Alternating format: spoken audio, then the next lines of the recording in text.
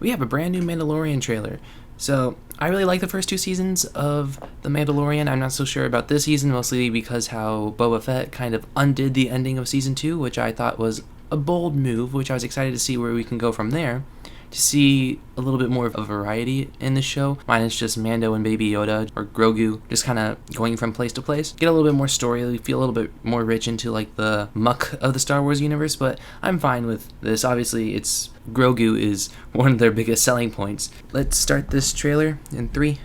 I got to screen record it so people can see what I'm seeing. Yep, 3, 2, 1, it's screen recording. And starting the trailer in 3, 2, 1. This is the one that you saved? You are as its father. A clan of 2.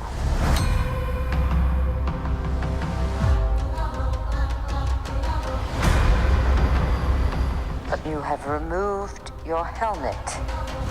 Did they get Greg Fraser back?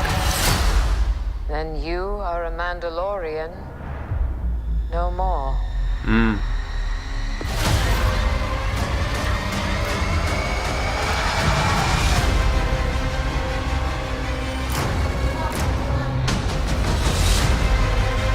Your cult fractured our people. Stunning. Where were you then? Wow. Did you think your dad was the only Mandalorian?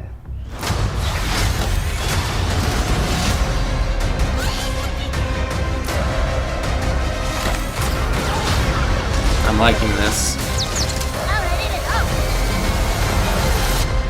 All right, kid.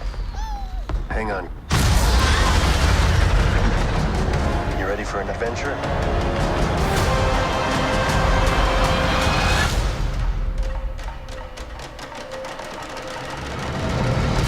Ludwig.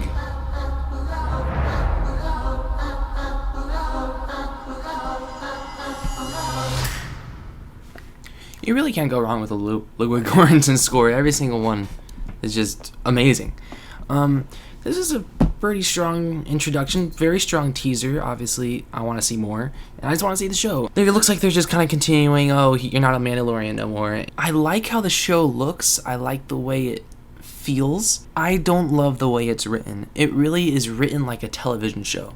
I think the biggest nemesis of Marvel TV shows is that they're a show. The biggest nemesis for Mando as well, it's a show. So let's hope Disney Plus really starts to find that sweet spot, because Mando really needs to have a connective story for it to work for me. While Marvel is leaning too much into it when story-wise and has a mediocre last episode every time, I think Mando can strive because it has more episodes than most of the Marvel shows, and it can really strive having more of a story focus, because we all love the character at this point of Mando and Grogu. So I really hope Disney Plus starts to really try to find that sweet spot between television show and film, because we see Netflix do it like with Stranger Things. It's a show, but it has a connective story that works and tells it in the time that it needs to tell. And it's not like that Marvel can't afford, or Disney can't afford to do these things. So it really just has me curious about what exactly they're trying to do with this streaming service of Disney Plus. Do we want to have quantity or quality? I would much rather have quality content over quantity, and it looks like they're going about that vice versa. But at the same time, I get that they're trying to build a name for themselves, but Disney Plus has a lot of subscribers at this point, and I think we need to get more quality content than we do quantity. Mandalorian is one of their shows. It really does feel like quality. That's what works. So I really want to feel more of a connectiveness within the story, because yes, we see the same characters, but they're in there for one episode each time with each season. I don't want to feel like I'm going through a loop of the same season over and over again, just shown in a little bit of a different way with a couple story elements changed. I think this show needs to really start to feel fresh and new again. Yeah, let's go through this trailer a little bit, and let's see. Obviously, the first couple seconds of this trailer are just simply flashbacks. That shot right there, that is a beautiful looking type Greg Fraser type shot.